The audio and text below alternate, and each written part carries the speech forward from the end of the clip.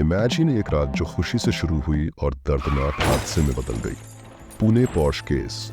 आपने social media, news channels या YouTube videos पर इसके बारे में जरूर सुना होगा, लेकिन इस वीडियो में हम आपको इस केस की हर छोटी बड़ी डिटेल बताएंगे, स्टार्टिंग से लेकर लीगल बैटल्स और पब्लिक आउटरीच तक। कैसे एक 17 साल का लड़का पार्टी और शराब के नशे में 2 जिंदगियां ले गया। ये कहानी सिर्फ एक एक्सीडेंट की नहीं, बल्कि पैसे और पावर के गलत इस्तेमाल की भी है।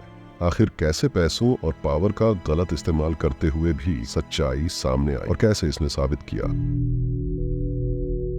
वेदांत अग्रवाल एक 17 साल का लड़का अपने 12th एग्जाम्स पास करने की खुशी में अपने दोस्तों के साथ पार्टी करने के लिए कोजी पब और बाद में ब्लैक में गया था। उस रात वेदांत ने सिर्फ 90 मिनट्स में लगभग 48,000 की अल्कोहल कंज्यूम की। ये खुशी की रात वेदांत के लिए और 2 IT इंजीनियर्स अनीश अवधिया और अश्विनी कोस्टा के लिए एक दुर्भाग्यशाली घड़ी बन गई। अनीश और अश्विनी दोनों ही जॉनसन कंट्रोल कंपनी में काम करते थे। अनीश एक बिजनेस एनालिस्ट और अश्विनी एक IT एनालिस्ट थी। दोनों ही मध्य प्रदेश के रहने वाले थे और पुणे में अपने भविष्य की उम्मीद लेकर आए थे। 19 मई की रात को अनीश और अश्विनी एक पार्टी से डिनर करने के बाद घर जा रहे थे। लगभग 3:15 पे वेदांत ने अपने ड्राइवर से जबरदस्ती पॉश की की ले ली। विटनेसेस ने देखा कि वेदांत, जो अलेजिडली ड्रंक था, अपनी कार 200 किलोमीटर पर आवर की स्पीड से चला रहा था। कल्याणी नगर के पास उसकी कार अनीश और अश्विनी की बाइक से टकरा गई।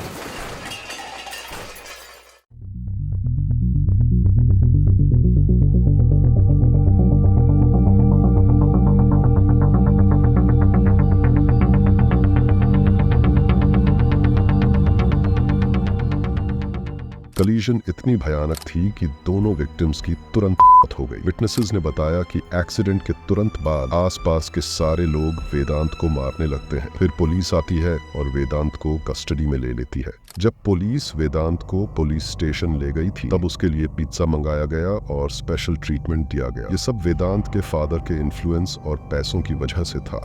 वेदांत के फादर विशाल अग्रवाल, जो एक बिल्डर और ब्रह्मा रियल्टी एंड इंफ्रास्ट्रक्चर के ओनर हैं, उन्होंने पुणे के एक लोकल MLA सुनील टिंगरे को 45 मिस्ड कॉल करके केस के बारे में बताया, जिसके बाद MLA पुलिस स्टेशन आया था। ये पॉलिटिकल इन्फ्लुएंस दिखाता है जो केस को मैनिपुलेट करने की कोशिश थी। वेदांत के परिवार ने यह भी क्लेम किया कि कार उसका ड्राइवर गंगाराम चला रहा था, न कि वेदांत। यह एक झूठ था, क्योंकि एक्सीडेंट के टाइम आसपास के लोगों ने कार की ड्राइविंग सीट से वेदांत को उतरते हुए देखा, न कि ड्राइवर को। ये सब वेदांत को बचाने की एक नाकाम कोशिश थी। आपको ये जानकर हैरानी होगी, जिस लड़के ने 2 लोगों की जान ली, उसे सिर्फ 15 घंटे के अंदर अंदर बेल मिल गई। जुवेनाइल जस्टिस बोर्ड JJB ने उसे कंडीशनल बेल दी, जिसमें एक 300 वर्ड का ऐसे लिखना और कुछ कम्युनिटी सर्विस शामिल थी। इस फैसले ने पब्लिक को नाराज कर दिया। इससे लोगों में गुस्सा और फ्रस्ट्रेशन और बढ़ गया और पब्लिक ने इस केस पर अपना गुस्सा जाहिर करते हुए स्ट्रिक्ट पनिशमेंट की डिमांड की और इसी के चलते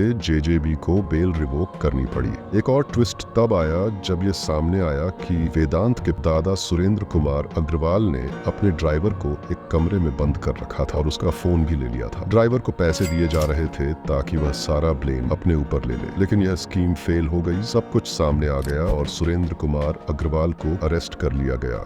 इससे भी बड़ी कंट्रोवर्सी तब उठी जब डॉक्टर्स को पैसे ऑफर करके ब्लड सैंपल टैंपर करने की कोशिश की गई थी ताकि अल्कोहल टेस्ट के रिजल्ट्स को चेंज कर सके। रिपोर्ट के मुताबिक अलेजिडली 3 लाख रुपए दिए गए, जो वेदांत के पेरेंट्स विशाल अग्रवाल और शिवानी अग्रवाल ने डॉक्टर अजय तावड़े और श्री हरि हरनोल को दिए थे। ये सभी प्रयास दिखाते हैं कि कैसे पैसे और पावर का गलत इस्तेमाल करके इंसाफ को दबाने की कोशिश की गई, लेकिन आखिर में ये सभी प्रयास नाकाम रहे और सच्चाई सामने आई, दिखाते हुए कि पैसों से सब कुछ नहीं खरीदा जा सकता। इस केस में कई लोग सस्पेंड हुए और कई अरेस्ट हुए। सस्सू जनरल हॉस्पिटल के 2 डॉक्टर्स अजय तावड़े और श्री हरि हरनोल और एक सफाई कर्मचारी अतुल घटकांगले को अरेस्ट कर लिया गया है, जो ब्लड सैंपल को डस्टबिन में फेंककर दूसरे सैंपल से रिप्लेस करने की कोशिश में लगे। वेदांत के ग्रैंडफादर, जिन्होंने अपने फैमिली ड्राइवर गंगाराम को खरीदने की कोशिश की, उनको भी अरेस्ट कर लिया गया है। पुलिस इंस्पेक्टर राहुल जगदाले और असिस्टेंट पुलिस इंस्पेक्टर विश्वनाथ तोड़कारी, जो इनिशियली इन्वेस्टिगेशन में ढील बरत कर रहे थे उन्हें सस्पेंड कर दिया गया है। वेदांत के पेरेंट्स जिन्होंने 3 लाख रुपए की रिश्वत देकर ब्लड सैंपल स्वैप कराने की कोशिश की, उन्हें भी अरेस्ट कर लिया गया है। इवन कोजी पब के ओनर और ब्लैक पब के ओनर को भी अरेस्ट कर लिया गया है, जिन्होंने एक माइनर बॉय को